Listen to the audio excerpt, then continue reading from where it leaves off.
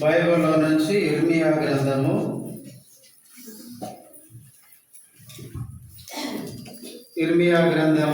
13వ అధ్యాయం మొదటి 2 వచనాలు అందరం కలిసి చదువుకుందాం. ఇర్మియా గ్రంథము 13వ అధ్యాయము మొదటి 2 వచనాలు అందరం కలిసి చదువుకుందాం. యెహోవా నాతో ఇలాగ సెలవిచ్చెను, నీవు వెళ్ళి అవిసెనారని కట్టుకొని నీ నడుమున దాన్ని కట్టుకొనుము, నీళ్ళలో దాన్ని వేయకుము. కావున యెహోవా మాట చొప్పున నేను నడికట్టు కట్టుకొని నడుమున కట్టుకుంటుని.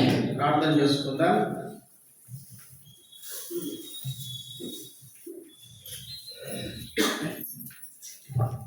ప్రేమ కలిగిన మా తండ్రి, పరిశుద్ధుడమైన దేవ, యేసుక్రీస్తు నామములో కొందరికి స్తోత్రాలు. ఇంతవరకు మాటల ద్వారా నిన్ను మహిమపరచడానికి సహాయపడుతూ వచ్చినందుకు స్తుతిస్తుంటున్నాం. ఆరాధనలో ప్రవేశించక మనకు ఆరాధన కొరకై చదవబడిన వాక్య భాగంలో నుంచి నాతో మాట్లాడుతురండి. ఆత్మతో సత్యముతో హృదయపూర్వకంగా నేను స్తుతించి ఆరాధించడానికి మమ్మల్ని అందరినీ సిద్ధపరచండి. చేరవచ్చిన నీ ప్రజలను బట్టి స్తుతిస్తుంటున్నా. ఇంకెవరైనా వస్తుంది నడిపించమని ఏదైనా పరిచయం అంతటిలోని మెండైన కృపను కోరుకుంటూ మా ప్రభు రక్షకుడైన యేసుక్రీస్తు నామములో స్తుతించి ప్రార్థిస్తున్నాము తండ్రి, ఆమేన్.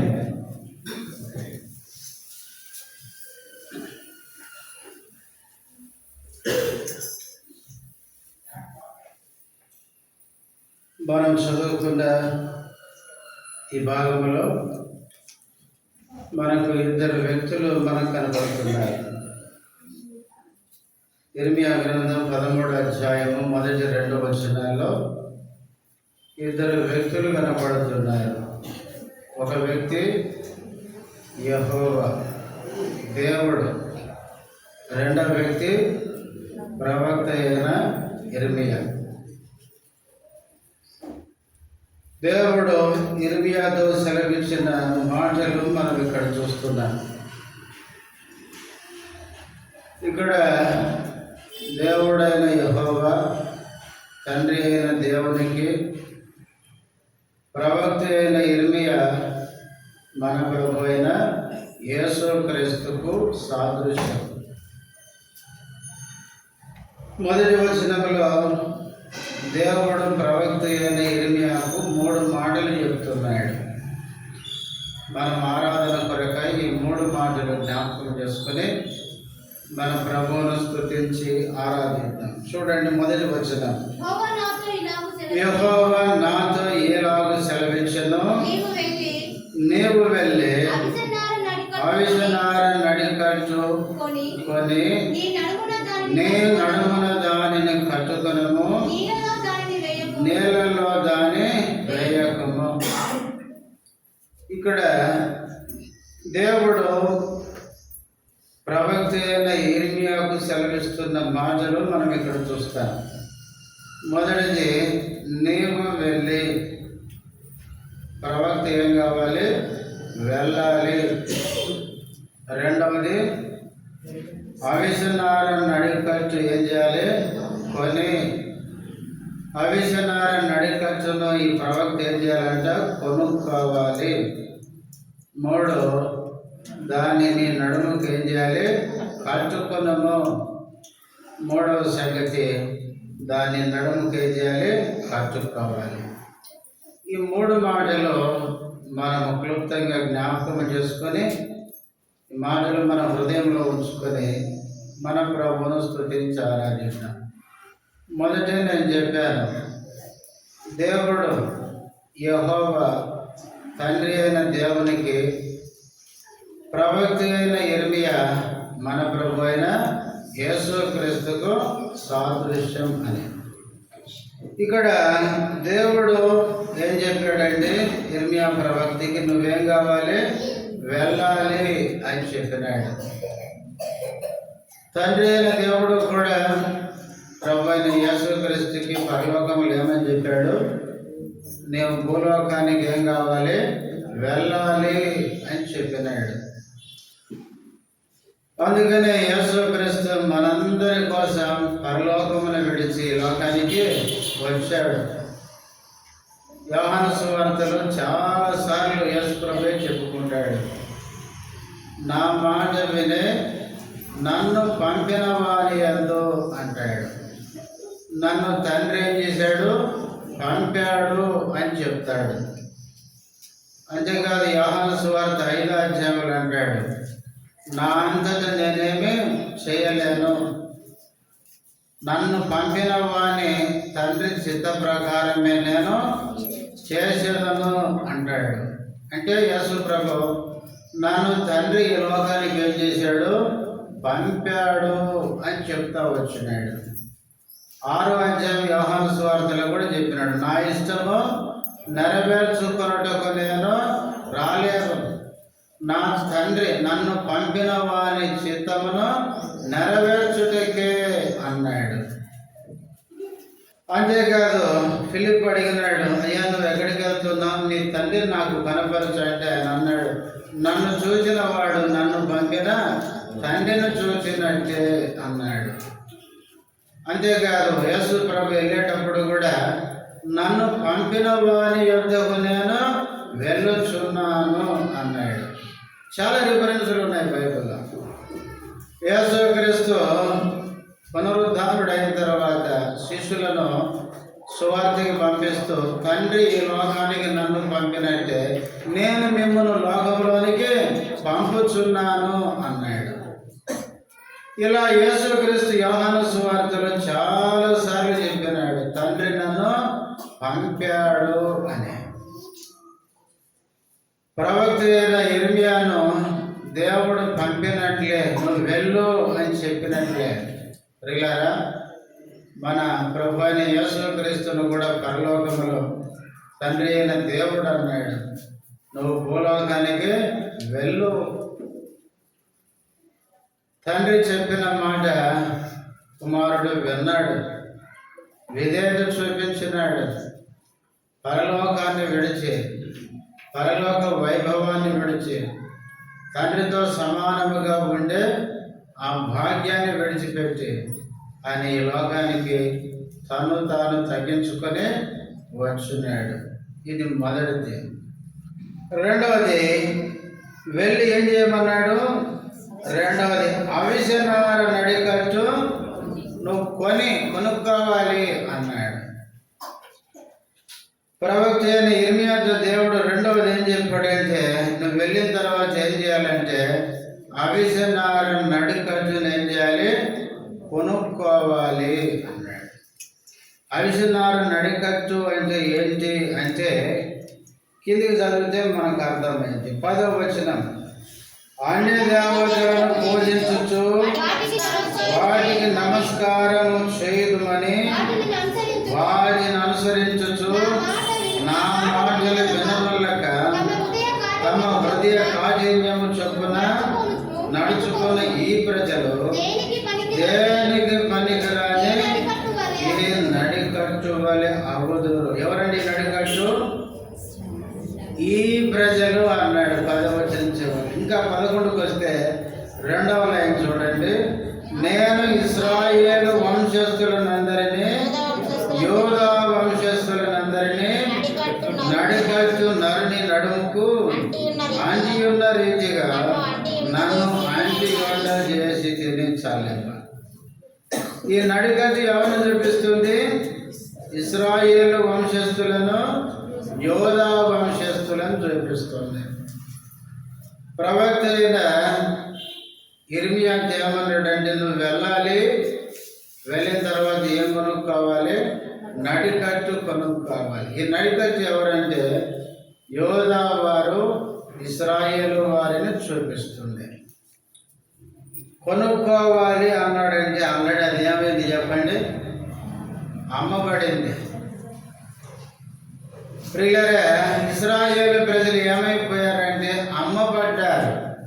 చూడండి యెషయా గ్రంథం 50వ అధ్యాయం మొదటి వచనం. యెహోవా ఇలాగు సెలవిచ్చుచున్నాడు, నేను మీ తల్లిని విడనాడిన పరిత్యాగ పత్రిక ఎక్కడనున్నది? నా హక్కుల వారిలో ఎవనికి మిమ్మును అమ్మి వేసి తిని మీ దోషములను బట్టి మీరు అమ్మబడితిరి, మీ అతిక్రమములను బట్టి మీ తల్లి పరిత్యాగము చేయబడెను. మొదటి లైన్లో యెహోవా ఇలాగూ సెలవిచ్చుచున్నాడు. 4వ లైన్కి వచ్చేసరికి నా హక్కుల వారిలో ఎవరికి మిమ్మను అమ్మి వేసి, అక్కడ క్వశ్చన్ మార్క్. దేవుడు ప్రశ్నిస్తున్నాడు ఇశ్రాయేలు ప్రజల్ని. నా హక్కుల వారిలో ఎవరికి నేను అప్పుకొని మిమ్మల్ని అమ్మేశాను చెప్పండి అని. తర్వాత అన్నాడు, మీ దోషములను బట్టి మీరేం చేయబడ్డారు? అమ్మబడితిరి. ఇశ్రాయేలు ప్రజలు దేవుని మాట వెనక అన్య దేవతల వైపు తిరిగి దేవునికి అవిధేయులై పాపములో జీవిస్తూ పాపమును బట్టి వారు ఏం చేయబడ్డారండి? అమ్మబడ్డారు. ఎస్తేరు గ్రంథం 7వ అధ్యాయం. ఎస్తేరు గ్రంథం 7వ అధ్యాయం 3-4 వచనాలు.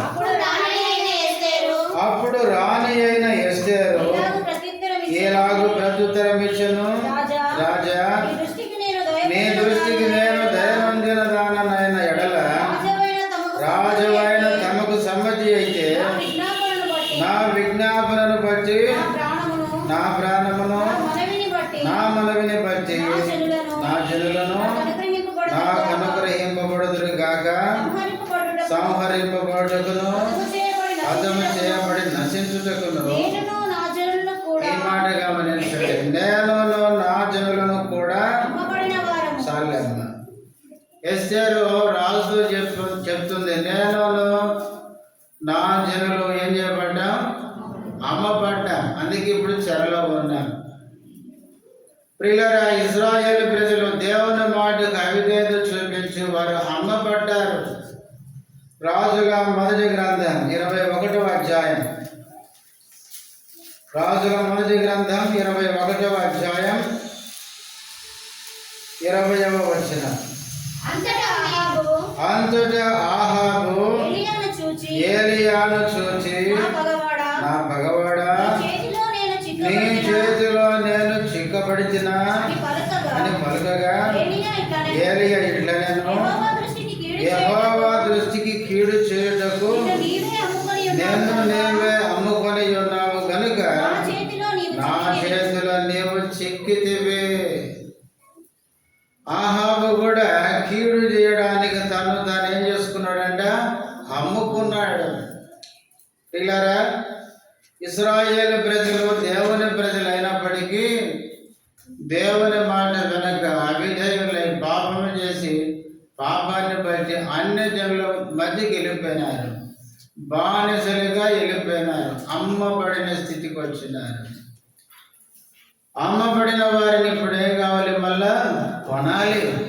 అందుకే ప్రవక్తతో చెప్పినాడు, నువ్వు వెళ్ళి నడికట్టు ఎవరిని చూపిస్తుంది అంటే యోధా వారిని, ఇశ్రాయేలు వారిని చూపిస్తుంది. నువ్వు వెళ్ళి కొనాలి.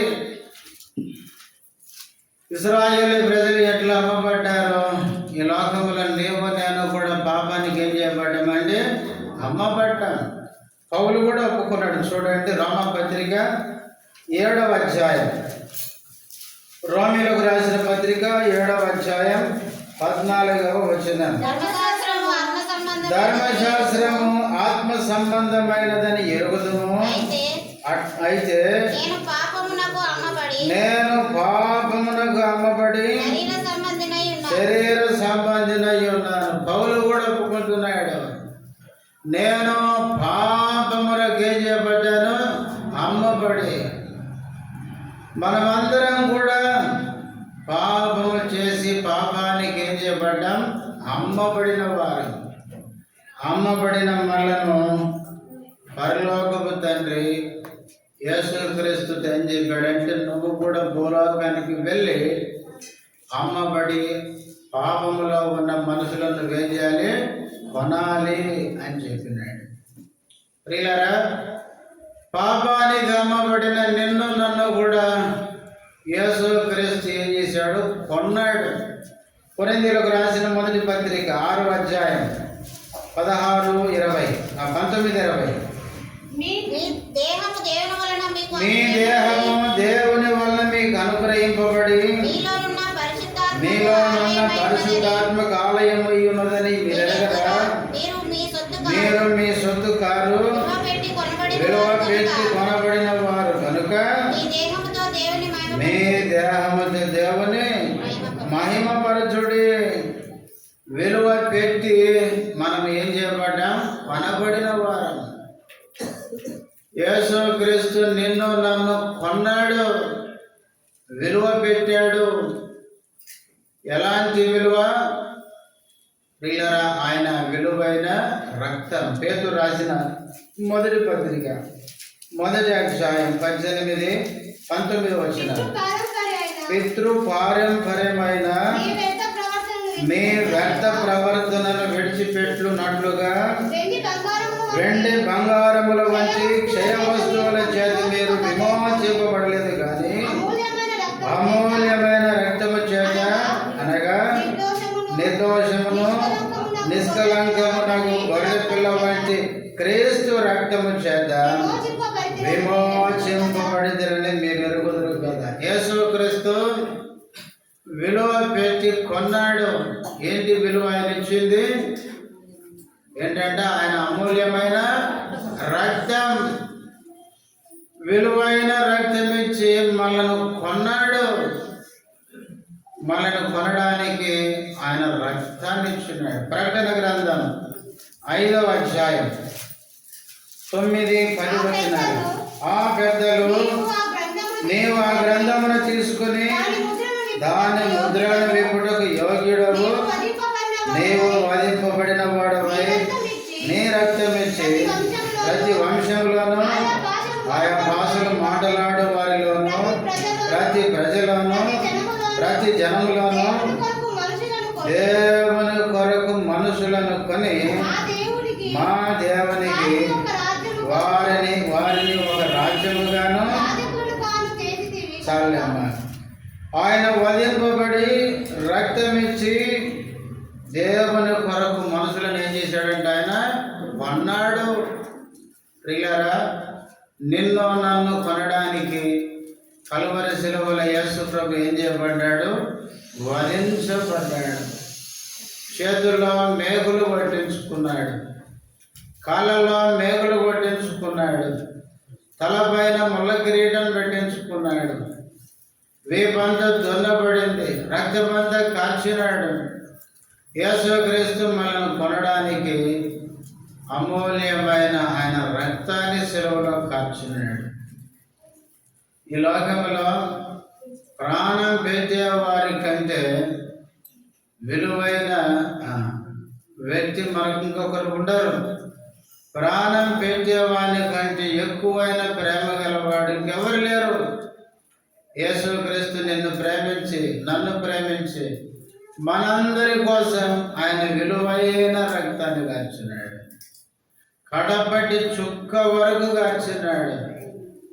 ప్రియులారా, ఆ రక్తము చేత మనల్ని ఏం చేశాడంటే కొన్నాడు. అందుకే ఇప్పుడు మనము ఎవరమంటే ఆయన ప్రజలమయ్యాము. మొదటిగా తండ్రిని వెళ్ళాలి అంటే విధేయత చూపించి ఈ లోకానికి వచ్చినాడు. నీవు కొనాలి అంటే మనను కొనడానికి, పాపము నుంచి విడిపించి మనను కొనుక్కోవడానికి ఆయన విలువైన రక్తం ఇచ్చి మనను కొన్నాడు. పిల్లరా, కొనబడిన మనము మన రక్షణను బట్టి మన దేహములతో దేవుని ఏం చేయాలంటే స్తుతించాలి, ఆయన మహిమపరచాలి. ఇక 3వ మాట చూడండి, ఇర్మియా గ్రంథం 13వ అధ్యాయం 1వ వచనం ఏమన్నాడు? దానిని ఏం చేయమన్నాడు? నడుమునకు కట్టుకొనుము. కొన్న తర్వాత ఆ నడికట్టుతో ఏం చేయమన్నాడు? నడుముకు కట్టుకోమన్నాడు. ఇప్పుడు చూడండి, అవిసెనార నడికట్టు నడుముకు వేసుకుంటే ఏమైంది చెప్పండి? నడుముకు అంటుకొని ఉంటుంది. కింద చూడండి 11వ వచనం చివరిలో ఇందాక చదివాం. నరుని నడుముకు అంటి ఉన్న రీతిగా నడుముకు ఈ నడికట్టు కట్టుకుంటే ఎట్లుంటుందంట? అంటి ఉంటుందంట. ఇప్పుడు పాయింట్ ఉందనుకోండి, జారిపోతుంది. ఏం పెట్టుకుంటాం? బెల్ట్ పెట్టుకుంటాం కదా. ఎందుకు పెట్టుకుంటాం? జారిపోకుండా. లేకపోతే ఒక సైకిల్ కిందికి పోవాలా, కష్టమైపోతుంది. అందుకే బిర్రుగా ఏం చేస్తాం? బెల్ట్ పెట్టుకుంటా.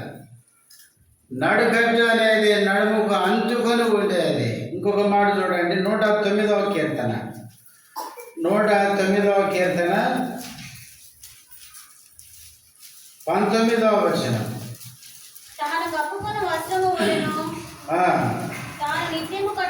తాను నిత్యము కట్టుకొను నడికట్టు వలెను, అది వానిని వదలకుండును గాక. నడికట్టు కట్టుకుంటే అదేం కాదంట, ఇంకా వదలదనమాట. అంటే నడికట్టును నడుము కట్టుకోవడం అనేది ఏం చూపిస్తుందంటే, దేవుడు మనల్ని రక్షించిన తర్వాత నడికట్టు ఎలా వదిలిపెట్టదో అట్లా దేవుడు మనల్ని కూడా ఏం కాడండి, వదిలిపెట్టాడు అని. మొదటిగా ప్రవక్త వెళ్ళాలి, రెండవది నడికట్టు కొనాలి, మూడవది నడుముకి ఏం చేయాలి? కట్టుకోమన్నాడు. అట్లాగే యేసుక్రీస్తును పరలోకపు తండ్రి నువ్వు భూలోకానికి వెళ్ళాలి అన్నాడు. వెళ్ళిన నీవు మనుషులను రక్తమిచ్చి కొనాలి అన్నాడు. కొన్న నీవు నడుముకు కట్టుకోవాలి. కట్టుకోవడం అంటే వాడిని అన్నాడు విడిచిపెట్టకూడదు అని. దేవుడు మనల్ని రక్షించిన తర్వాత మన జీవితంలో ఏం చేయడు చెప్పండి? అన్నాడు విడిచిపెట్టాడు. ప్రియులారా, మనల్ని రక్షించిన దేవుడు మనల్ని ఎన్నడూ విడిచిపెట్టే దేవుడు కాదు. ద్వితీయోపదేశ కాండము 3వ అధ్యాయము, క్షమించండి 31వ అధ్యాయం, 31వ అధ్యాయము 6వ వచనం. భయపడకుడి, వారిని చూసి దిగులు పడకుడి, నీతో కూడా వచ్చువాడు నీ దేవుడైన యెహోవాయే, ఆయన నిన్ను విడవడు, నిన్నెడబాయడు. 8వ వచనం కూడా, నీ ముందర నడుచువాడు యెహోవా, ఆయన నీకు తోడయుండును, ఆయన నిన్ను విడవడు. చాలే అమ్మ. దేవుని ప్రజలను ఏం చేయడంటే విడవడు, ఎడబాయడు. మన దేవుడు మనను రక్షించిన తర్వాత మనల్ని ఎన్నడూ విడిచిపెట్టే దేవుడు కాదు. చాలాసార్లు మనం ఏమనుకుంటామంటే కష్టాలు వచ్చినప్పుడు, శ్రమలు వచ్చినప్పుడు ఏమనుకుంటాం చెప్పండి? దేవుడు నన్ను విడిచిపెట్టి ఉన్నాడు. చూడండి 49వ అధ్యాయం యెషయా గ్రంథం 49:14 వచనం. అయితే సియోను యెహోవా నన్ను విడిచిపెట్టి ఉన్నాడు, ప్రభువు నన్ను మరచి ఉన్నాడని అనుకొనుచున్నది. సియోను అంటే ఇశ్రాయేలు ప్రజలు శ్రమలు అనుకుంటారంట, యెహోవా నన్ను విడిచిపెట్టి ఉన్నాడు. చాలాసార్లు మనం కూడా అనుకుంటాం కదా, అన్నీ బాగుంటే దేవుడు మనతో లేడనుకుంటాం, ఉన్నాడు అనుకుంటాం. కష్టాలు వచ్చినప్పుడు విడిచిపెట్టాడు అనుకుంటాం. ఎవరు గిద్యోను గాను సాటు నుండి యెహోవా దూత వచ్చి పరాక్రమము గల బలాఢ్యుడు అంటే ఎక్కడ బలాఢ్యుడి? నేను గాను సాటును దాచుకొని వచ్చి బలాఢ్యుడు అంటావా? అంటే యెహోవా నీకు తోడై ఉన్నాడు, దేవుడు మాకు తోడుగా ఉంటే ఏది ఈ గతి దాక్కోవడమా అని అన్నాడు. కానీ అదే గిద్యోను దేవుడు బలపరిచి ఏం చేశాడు? మిథ్యాంగీయులను ఓడించినాడు. ప్రియులారా, చాలాసార్లు గిద్యోలాగానే మాట్లాడతాను. దేవుడు నాతో ఉంటే, దేవుడు నన్ను విడిచిపెట్టకపోతే నాకెందుకు ఈ గతి అంటా. చాలాసార్లు మనం కూడా దేవుడు మనను విడిచిపెట్టాడేమో అనుకుంటాం. దేవుడు మనల్ని ఎన్నడూ విడిచిపెట్టాడు. ప్రియులారా, మన దేవుడు మనల్ని విడిచిపెట్టేవాడు కాదు. ఈ లోకంలో అందరూ మనల్ని విడిచిపెట్టినా దేవుడు మనల్ని ఏం చేయడంటే విడిచిపెట్టాడు. కీర్తనలు 37వ కీర్తన 25వ వచనం. నేను చిన్నవాడనై ఉంటిని. దావీదు అనుభవాన్ని ఇక్కడ రాస్తున్నాడు. నేను చిన్నవాడనై ఉంటిని, ఇప్పుడు ముసలివాడనై ఉన్నాను. అయినను నీతిమంతులు విడపడ్డు గాని వారి సంతానము భిక్షమెత్తుడు గాని నేను చూచి ఉండలేదు. నేను చిన్నవాడనై ఉంటిని, ఇప్పుడు ఎక్కడికి వచ్చాను? ముసలివాడనయ్యాను. అయితే నేను ఒకటి ఎరిగాను, దేవుళ్ళు ఏమన్నాడు? నీతిమంతులను ఏం చేయడాయన విడవడు, నీతిమంతులను విడుచుడే కానీ వారి సంతానం భిక్షమెత్తుడు కానీ నేను చూచి ఉండలేదు. దేవుడు ఆయన పిల్లలను ఎన్నడూ విడిచిపెట్టాడు. ఇంకా చెప్పాలంటే మనమే దేవుడు ఏం చేస్తాం చెప్పండి? మనమే చాలాసార్లు ఏం చేస్తాం? మనమే విడిచిపెడతాం, మనమే మర్చిపోతాం కదా. చూడండి, ఇదే ఇర్మియా గ్రంథం 2వ అధ్యాయం. ఇర్మియా గ్రంథం 2వ అధ్యాయం 13వ వచనం. నా జనులు రెండు నేరాలు చేశారాయన. ఒకటి జీవజలముల ఓడనైన నన్ను విడిచి ఉన్నారు, తమ కొరకు తొట్లను అనగా బద్దలై నీళ్ళు నిలవని తొట్లను తొలగించుకొని ఉన్నారు.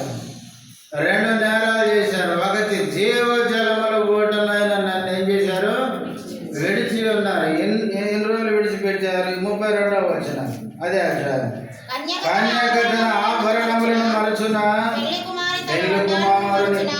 పెళ్లి కుమారి తన వడ్డానమును మరచున నా ప్రజలు లెక్కలేనన్ని దినములు నన్ను. మనం ఎన్నోసార్లు దేవుని ఏం చేశాం? మర్చిపోయాం. ఎన్నోసార్లు దేవుని మనం విడిచిపెట్టాం. దేవుని మనం మర్చిపోయినా, మనం విడిచిపెట్టినా దేవుడు మనల్ని మర్చిపోలేదు. ఒకవేళ దేవుడే మర్చిపోయి విడిచిపెడితే ఏమైంది తెలుసా? 25 మనకు ఉండేది కాదు. దేవుడే కనుక మర్చిపోతే, విడిచిపెడితే మనం ఇప్పటిదాకా ఉండేవాళ్ళం కాదు. ప్రియులారా, దేవుడు మనల్ని విడిచిపెట్టాడు. దేవుడు మనల్ని విడిచిపెట్టే దేవుడు కాదు. హెబ్రీ పత్రిక 13:5 కూడా మనకు తెలుసు. నిన్ను విడవను ఎన్నడు ఎడబాయనని ఆయనే చెప్పాను కదా. మన దేవుడు మనతో చెప్పినాడు, నిన్ను విడవను ఎన్నడు ఎడబాయను. మన దేవుడు మనల్ని ఎన్నడూ విడిచిపెట్టే దేవుడు కాదు. ప్రియులారా, మన దేవుడు మనతో ఉండేవాడు, మనలో ఉంటాడు, మనతో ఉంటాడు. మనల్ని ఎప్పుడు విడిచిపెట్టే దేవుడు కాదు. అందుకనే ఇర్మియా ప్రవక్తతో దేవుడు అన్నాడు, ఆ నడికట్టుకు గుర్తుగా ఉండే ఇశ్రాయేలు ప్రజలు నడుముకు నువ్వు ఎట్లా కట్టుకుంటున్నావు? ఇశ్రాయేలు ప్రజలు నన్ను విడిచిపెట్టారు, కానీ నేనైతే వాళ్ళను నా నడుముకు అంటుకునేటట్లుగా కట్టుకున్నాను. వాళ్ళని వదిలిపెట్టా. వాళ్ళు నన్ను మర్చిపోయినా వాళ్ళని నేను మర్చిపోను. వాళ్ళు నన్ను విడిచిపెట్టినా నేను వాళ్ళనే విడిచిపెట్టాను.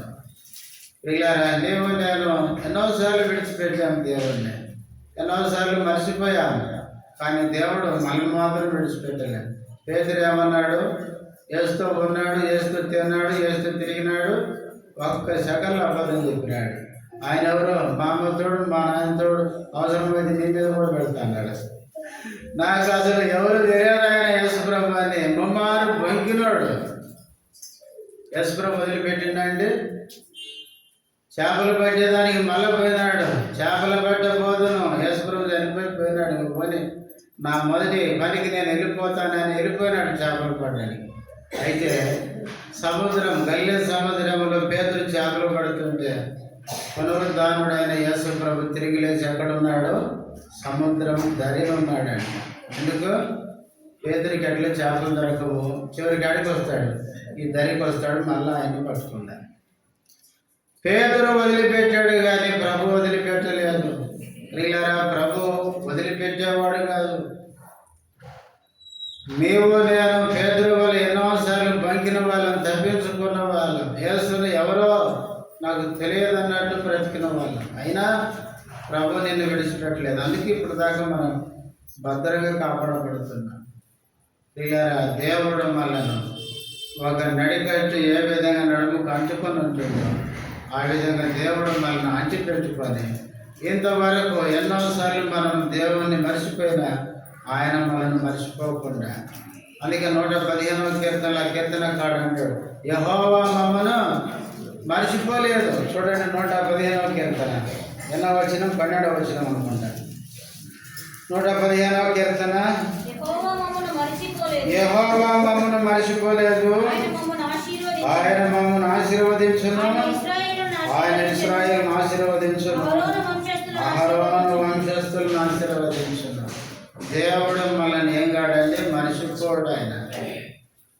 ఆయన మనల్ని ఎన్నడూ మర్చిపోయేవాడు కాదు. యెషయా 49:15 కూడా అన్నాడు, స్త్రీ తన గర్భమునకు వచ్చిన చంటి బిడ్డను మరుచునా అన్నాడు. అని వెంటనే వారైనా వాళ్ళు మర్చిపోతున్నారు. ఇప్పుడు మనకు తెలుసు, చాలామంది కన్ని కుక్క తొట్టి లేచిపోతారు. అది ఎప్పుడో దేవుడు ముందే చెప్పినాడు, కన్న తల్లుల పిల్లలను కని బారేసిపోతారని, వాళ్ళు మర్చిపోతారని. కానీ వారైనా మరుచుదురు అన్నాడు. వారైనా మరుచుదురు కానీ నేను నిన్ను మరుగును. మన దేవుడు మనను మర్చిపోని దేవుడు. కనుకనే మన కొరకు ఈ లోకానికి వచ్చి మనల్ని కొనడానికి ఆయన శిలువలో రక్తాన్ని ఇచ్చి రక్షించి మనను నడికట్టు వలె అంటుకొని ఆయన మనల్ని మర్చిపోకుండా, ఆయన మనల్ని విడిచిపెట్టకుండా క్షేమంగా భద్రంగా కాపాడినందుకు మన ప్రభువును మనం ఏం చేయాలంటే స్తుతించి ఆరాధించాలి. అందరం లేచి నిలబడి చిన్న పాట పాడు.